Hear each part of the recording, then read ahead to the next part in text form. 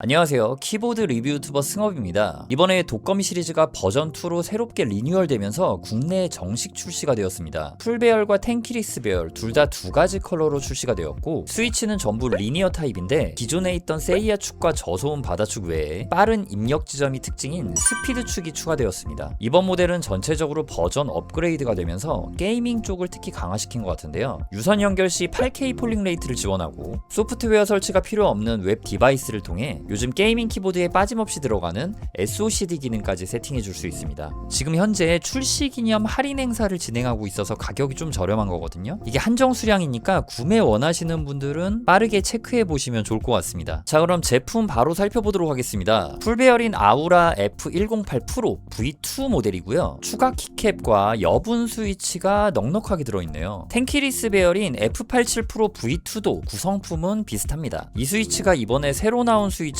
유성 100축입니다. 이번 제품 새로운 컬러와 함께 가장 눈에 띄는 부분은 딱 지금 보시는 이 부분이거든요. 여기 있는 커버를 이렇게 제껴주면 무선 리시버가 나옵니다. 풀배열 같은 경우는 여기를 눌러서 이렇게 제거를 해줄 수 있고요. 자석 결합 방식의 덮개를 이렇게 덮어주고 전원을 켜주면 짜잔, 이런 식으로 불빛이 들어오게 됩니다. 와, 딱 보시면요, 문자열과 방향키 위에 이런 식으로 빛나기도 하지만 키보드를 삥 둘러가지고 이렇게 불빛이 나오고 있습니다. 이번 V2 버전 진짜 좀 화려하게 나온 것 같습니다. 그리고 이쪽에는 매트릭스 LED 디스플레이라고 도트 형식으로 이렇게 디스플레이가 나오는 게 있는데 다른 모드로 바꿔주거나 전용 드라이버로 커스터마이징까지 할 수가 있다고 합니다. 저는 여기 있는 버튼이 이렇게 눌리는 것도 조금 재밌는 것 같아요. 그리고 세팅에 따라서 이렇게 볼륨을 내리거나 볼륨을 올리면은 지금 플러스 마이너스로 표시가 되는 거 보이시죠?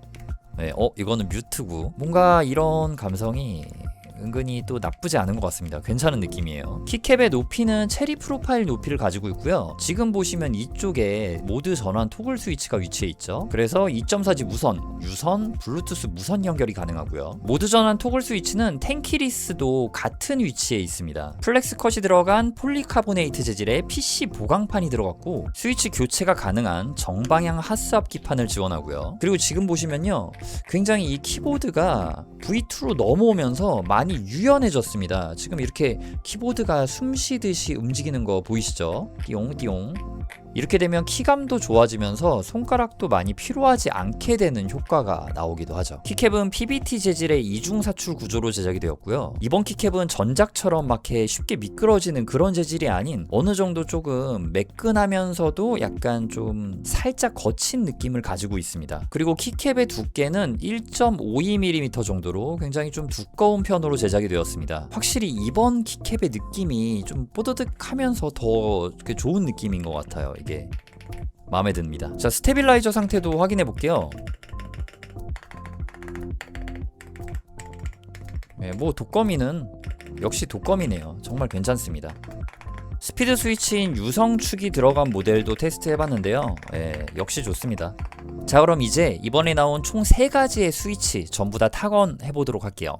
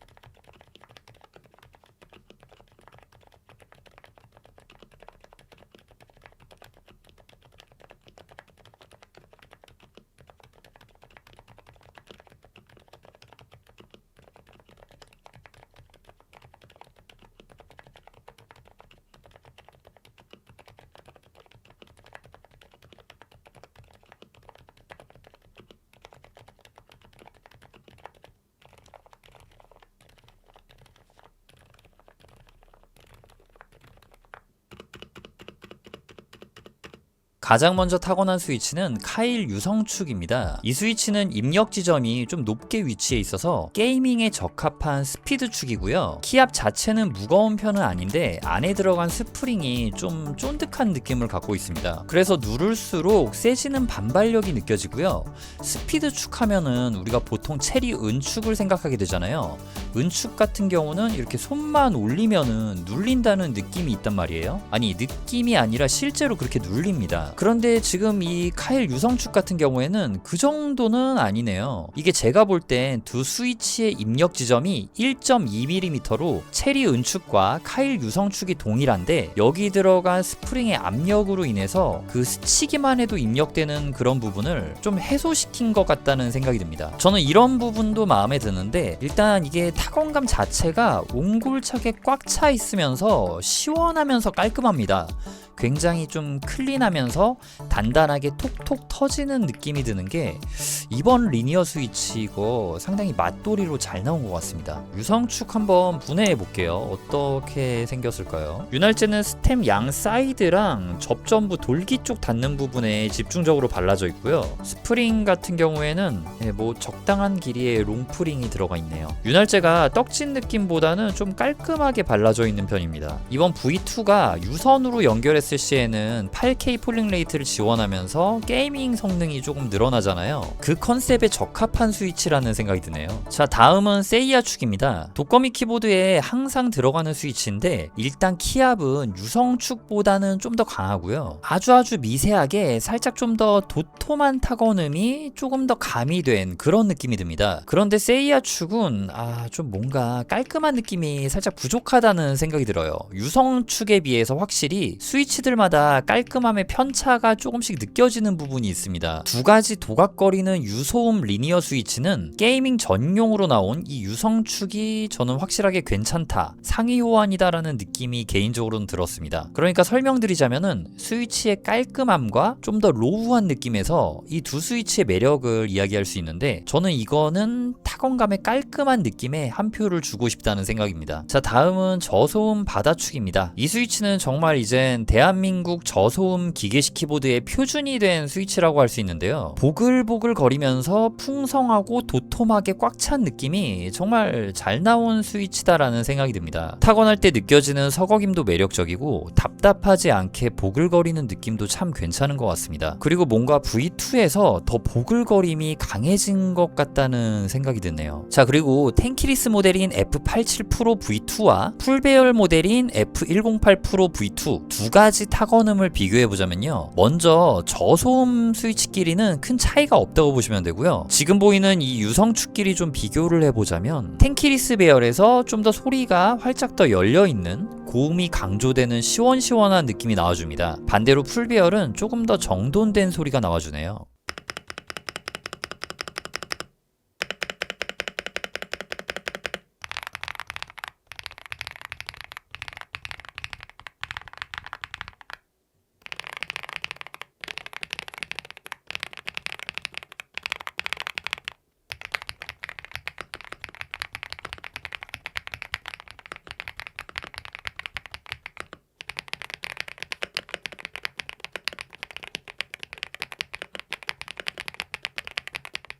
이제 독거미 키보드도 프로그램 설치 필요 없이 편리하게 웹에서 키보드를 세팅할 수 있는 웹 드라이버를 지원합니다. 기본적인 키 매핑이라던가 매크로 가능하고요. 고급 키 탭에서는요, SOCD, 보통 A키랑 D키에 많이 할당을 하죠. 동작 패턴, 우선순위도 지금 바꿔줄 수 있고요. MT 기능이나 TGL 기능은 정말 많이들 아시죠? 그리고 주요 조합, CB라는 기능이 들어갔는데 이거 같은 경우는요, 그냥 어떻게 보면은 매크로랑 같습니다. 조합 키를 여기다 넣어줄 수가 있는 거예요. 핫키 1이랑 핫키 2가 있는데 여기에는 뭐 이런 컨트롤, 쉬프트, 알트를 매핑해 줄 수가 있고요. 윈도우 키도 됩니다. 그래서 여기서 일반 키는 뭐 이렇게 C를 하면은 뭐 이게 복사가 되는 거고 핫키 2에다가 넣어서 이런 식으로 매핑도 가능합니다. 그러니까 결국은 이거는 그냥 뭐 매크로랑 그렇게 다를 바가 없는데 이런 식으로 하나의 클릭으로 조합 키를 쓰고 싶을 때 좀 더 편하게 쓸 수 있는 기능이라고 보시면 될 것 같아요. 그러니까 매크로로 세팅할 때는 조금 복잡해지잖아요. 그거를 좀 더 편하게 만든 기능이다 라고 보시면 되겠습니다. 그리고 매트릭스 디스플레이 편집기 메뉴에서는요, 여기 첫 번째 문자 모드라고 되어 있는데 요거를 이렇게 바꿔주잖아요. 자, 이렇게 세팅을 해주면은 키를 눌렀을 때 어떤 키가 눌러졌는지 이런 식으로 나오게 해줄 수가 있습니다. 요거 색깔을 바꿀 수가 있어요. 배경색도 바꿀 수가 있네요. 그러면은 뭐 보라색에 노란색 한번 넣어볼게요. 자, 그럼 배경이 보라색이 되고 지금 이렇게 노란색으로 나오게 되는 겁니다. 이거 실제로 볼 때는 그래도 좀 잘 보이는 편인데 카메라에서는 조금 애매하네요. 자, 그리고 패턴 모드라던가 사운드 감지 라이트 모드가 있는데요. 여기서는 뭐 음악에 맞춰 반응하는 거, 이거 한번 눌러볼게요. 이거는 좀 약간 특이합니다. 그러니까 지금 스피커로 소리를 들어야지 반응을 하는 그런 모드인 것 같아요. 그러니까 왜 그렇게 느끼냐면은 지금 이런 식으로 툭툭 쳤을 때 이렇게 해야지 반응이 되거든요. 자, 보세요. 제가 얘기해 볼게요. 뭐 마이크가 있나봐요. 이거 되게 신기하네요. 제 목소리에 반응하잖아요 지금. 자, 그리고 이 제품 유선으로 연결했을 때는 8K 폴링 레이트 되잖아요. 지금 유선으로 연결하니까 이렇게 장치 설정에서 폴링 레이트 메뉴가 떴고요. 기본적으로 유선일 때는 8K 폴링 레이트가 되어 있네요. 이거를 뭐 4K로 1K로 바꿔줄 수 있고요. 무선일 때는 이 메뉴가 아예 뜨지 않았습니다. 이게 요즘에는 뭐 무선 8K도 많이 나오곤 하는데 제가 볼 때는 무선 8K는 어떻게 보면 배터리 너무 빨리 닳잖아요. 그래가지고 차라리 이런 식으로 유선일 때만 8K 폴링 레이트를 지원하게 만든 거 좀 괜찮은 방식이라는 생각이 듭니다. 아니, 이게 그냥 하는 얘기가 아니라 실사용 입장에서는 그런 게이밍 성능을 위해서는 보통 유선으로 연결해서 사용하는 경우가 많단 말이에요. 저도 8K 폴링 레이트 뭐 빠르다 하지만 결국 벤치 테스트를 한 결과값들 보면은 다 유선이 빠르다라고 나오잖아요. 그래가지고 이런 방식이 어떻게 보면 되게 더 현실성 있다라는 생각이 또 요즘에는 드네요. 자, 그럼 제 리뷰가 여러분들의 구매 결정에 조금이라도 도움이 되길 바라며 오늘 영상은 여기서 마치도록 하겠습니다. 시청해주셔서 정말 감사드리고요. 지금까지 키보드 리뷰 유튜버 승업이었습니다.